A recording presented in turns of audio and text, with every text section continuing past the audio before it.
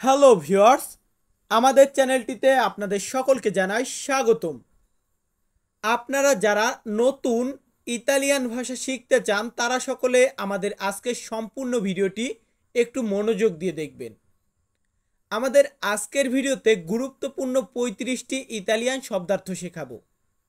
আজকের প্রতিটি শব্দার্থ সুন্দর করে মুখস্থ করে রাখবেন এবং ভিডিওটি দেখে যদি আপনাদের কাছে ভালো লাগে তাহলে অবশ্যই ভিডিওটিতে লাইক, কমেন্ট এবং বন্ধুদের কাছে শেয়ার করে দিবেন।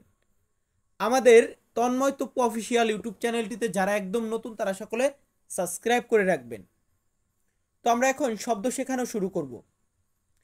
আমাদের প্রথম শব্দটি আছে ফসল।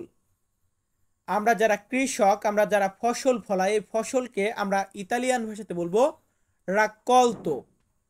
রাক্কলতো মানে হচ্ছে ফসল। এর পরবর্তী শব্দটি আছে কৃষি। আমরা কৃষি কাজ করি, ইংরেজিতে বলি কি আমরা এগ্রিকালচার। তো এগ্রিকালচার এটাই হচ্ছে কৃষি এবং ইতালিতে এটাকে বলা হয় আগ্রিকলতুরা। আগ্রিকলতুরা মানে হচ্ছে কৃষি আর এগ্রিকালচার বলা হয় ইংরেজিতে। তারপর আছে কি কৃষক। কৃষক যেটাকে ইংরেজিতে বলা হয় ফার্মার, কিন্তু কৃষককে ইতালিতে বলা হয় কোন্তাদিনো। কোন্তাদিনো মানে হচ্ছে কৃষক। তার পরবর্তী শব্দটি আছে জায়গা। জায়গা এটাকে ইতালিয়ান ভাষাতে বলা হয় পোস্তো। পোস্তো মানে হচ্ছে জায়গা, জায়গা, জায়গা যেটাই বলেন। তারপর আছে সবজি। আমরা যে সবজি খাই ভেজিটেবল, এটাকে আমরা ইতালিতে বলবো ভেরদুরা। ভেরদুরা মানে হচ্ছে সবজি। আবারও বলতেছি ভেরদুরা মানে হচ্ছে সবজি। তার পরবর্তীতে আছে আলু। আমরা আলু খাই বা আলু বলি যেটাকে সবজি হিসেবে। তো এই আলুকে ইতালিতে বলা হয় পাতাতে। পাতাতে মানে হচ্ছে আলু। পাতাতে হচ্ছে ইতালিয়ান শব্দ আর বাংলাদেশে বা বাংলাতে আমরা বলি আলু। তার পরবর্তীতে আছে মরিচ। আমরা মরিচ ঝাল হিসেবে যেটা তরকারি হিসেবে বলি বা তরকারি হিসেবে খাই, এটাকে ইতালিতে বলা হয় পেঁপে। পেঁপে, তো পেঁপে নামে আমাদের একটা সবজি আছে, বাট মরিচকে ইতালিতে বলা হয় পেঁপে। তো আমরা এখন পরবর্তী ধাপে যাব। পরবর্তী ধাপের প্রথম শব্দটি আছে কখন। কখন বলতে গেলে আমরা ইতালিয়ান ভাষাতে বলবো কোয়ান্দো। কোয়ান্দো মানে হচ্ছে কখন। তুমি কখন যাবে, কখন এসেছো, কখন বলতে গেলে আমরা বলবো কোয়ান্দো। আবার যদি বলতে যাই কিভাবে, কোন একটা কাজ হয়েছে কিভাবে হয়েছে, কিভাবে করেছো, এই কিভাবে বলতে গেলে আমরা বলবো কোমে। কোমে মানে হচ্ছে কিভাবে। তার পরবর্তী শব্দটি আছে কোথায়। কোথায় এটা বলতে গেলে আমরা ইতালিয়ান ভাষাতে বলবো দোভে। দোভে মানে হচ্ছে কোথায়। তো এর পরবর্তী শব্দটি আছে কেন। কেন ইংরেজিতে আমরা বলি why. Why I will go, কেন আমি যাব।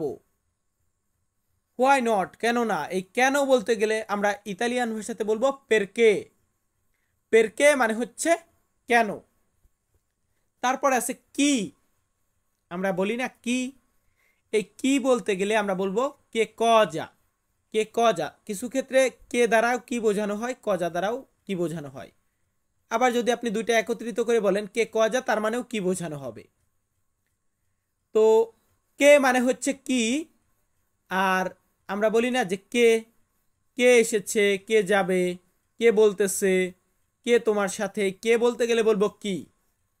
মানে কি মানে হচ্ছে কে, কে মানে হচ্ছে কি, এই দুইটা উল্টা পাল্টা মানে ইতালিয়ান বাংলার সাথে। যাই হোক, এরপর আছে কেমন। কেমন এটাকে আমরা বলবো কোমে। কোমে মানে কেমন, কোমে মানে কিভাবে। ইতালিয়ান শব্দ কোমে মানে কেমন, কোমে মানে কিভাবে, দুইটার মানেই হচ্ছে কোমে। এর পরবর্তী শব্দটি আছে আমি। এই যে কে ভাষা শিখাচ্ছে, আমি ভাষা শিখাচ্ছি। আমি এটা বলতে গেলে আমরা বলবো সুনো। সুনো মানে হচ্ছে আমি, ইও মানেও আমি। সুনো মানেও আমি, দুটার মানেই আমি। তার পরবর্তী শব্দটি আছে আপনি। আপনি বা তুমি, এটা বলতে গেলে আমরা ইতালিতে বলবো তু। তু মানে হচ্ছে আপনি বা তুমি। তবে কিছু ক্ষেত্রে তুমিকে আমরা সেইও বলে থাকি। সেই বা তু মানে তুমি। এরপরে আছে আমার। আমার বলতে গেলে আমরা ইতালিয়ান ভাষাতে বলবো মিও। ইতালিয়ান ওয়ার্ড মিও মানে হচ্ছে আমার। আবার আমরা যদি বলি তোমার, তোমার তাহলে আমরা বলবো তুও। ইতালিয়ান শব্দার্থ তুও মানে হচ্ছে তোমার, মিও মানে হচ্ছে আমার। চারটা শব্দ ক্লিয়ার এখানে। এরপর পঞ্চম শব্দটি আছে আমাদের। ধরুন তোমারও না আমারও না, আমাদের সবার। তো এই আমাদের বলতে গেলে আমরা বলবো নস্ত্র। ইতালিয়ান শব্দ নস্ত্র মানে হচ্ছে আমাদের। এর পরবর্তী শব্দটি আছে সাথে। সাথে বলেন বা সঙ্গে বলেন, যেটাই বলেন, এটাকে আমরা ইতালিয়ান ভাষাতে বলবো কোন। কোন মানে হচ্ছে সাথে। কি মানে সাথে? কোন মানে সাথে। এর পরবর্তীতে আছে এখন। আমরা বলি না যে এখন, পরে, কখন। তো এই এখন বলতে গেলে আমরা বলবো আদেসো। আদেসো মানে হচ্ছে এখন। আবার ওরা মানেও এখন, দুটার মানে এখন। তো ভাই আপনাদের সকলের উদ্দেশ্যে একটি কথা বলতেছি, যারা ভাষা শিখতেছেন, কোনো ওয়ার্ড বা কোনো সেন্টেন্স যদি খুঁজে না পান অবশ্যই কমেন্ট করবেন যে ভাই এটা কিভাবে হবে, এটা কিভাবে বলবো, অবশ্যই কমেন্ট বক্সে জানাবেন। আমি রিপ্লাই দিয়ে আপনাদের সমস্যাটা সমাধান করার চেষ্টা করব। তো আমাদের পরবর্তী শব্দটি রয়েছে শরীর। আমরা শরীর বলি বা বডি বলি, এটাকে ইতালিতে আমরা বলবো কর্পো। কর্পো মানে হচ্ছে শরীর। তার পরবর্তীতে আছে মাথা। মাথা যেটাকে ইংরেজিতে আমরা বলি হেড, এটাকে আমরা ইংরেজিতে বলি হেড, আর ইতালিতে এটাকে আমরা বলি তেস্তা। তেস্তা মানে হচ্ছে মাথা। তার পরবর্তী শব্দটি আছে রক্ত। রক্ত যেটাকে ইংরেজিতে আমরা বলি ব্লাড। ব্লাড মানে রক্ত, কিন্তু ইতালিতে এটাকে বলা হয় সানগুয়ে। ইতালিয়ান শব্দার্থ সানগুয়ে মানে হচ্ছে রক্ত।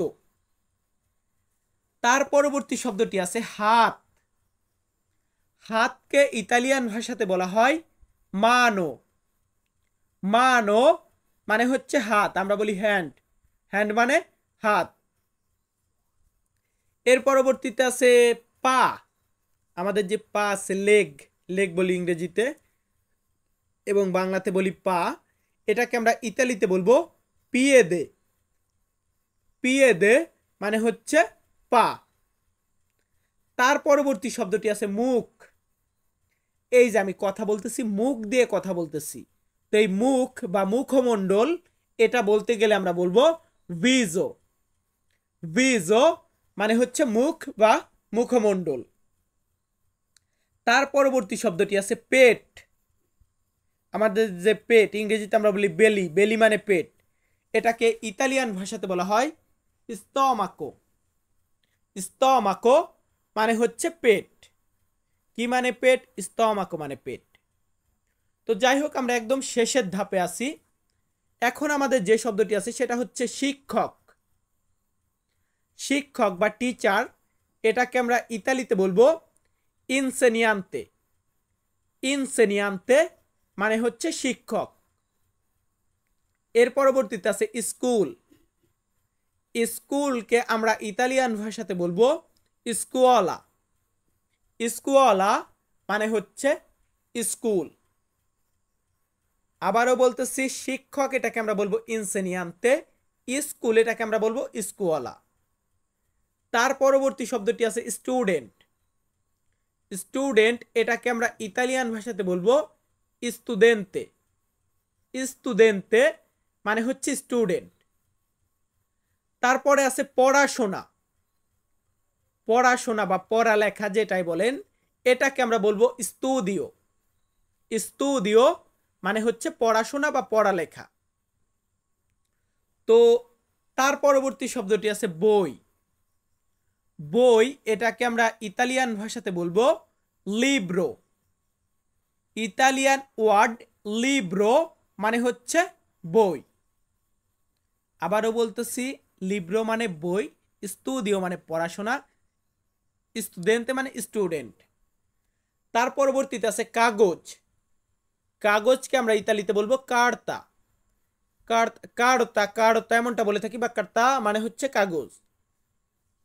তো এই ওয়ার্ডগুলোকে একটু সুন্দরভাবে উচ্চারণ করা শিখবেন, নিজে নিজে প্র্যাকটিস করলেই পারবেন। এমন না যে ইতালিয়ানের সাথে আপনাকে প্রতিদিন কথা বলতে হবে, কাজ তো অটোমেটিক করেনি।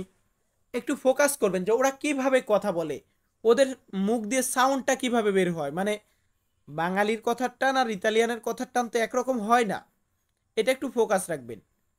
তো যাই হোক, লাস্টের শব্দটি আছে পেন্না। পেন্না মানে হচ্ছে কলম। ইংরেজিতে আমরা বলি পেন, আর ইতালিতে বলা হয় পেন্না, মানে হচ্ছে কলম। তো ভিউয়ার্স, আমি তন্ময় তপু আমাদের আজকের ভিডিওটি এখানেই শেষ করব। আপনারা যারা আমাদের ভিডিওটি দেখেছেন আপনাদের সকলকে জানাই অসংখ্য ধন্যবাদ। সকলে ভালো থাকবেন, সুস্থ থাকবেন। আবারও দেখা হবে নতুন কোনো ভিডিওতে। ধন্যবাদ।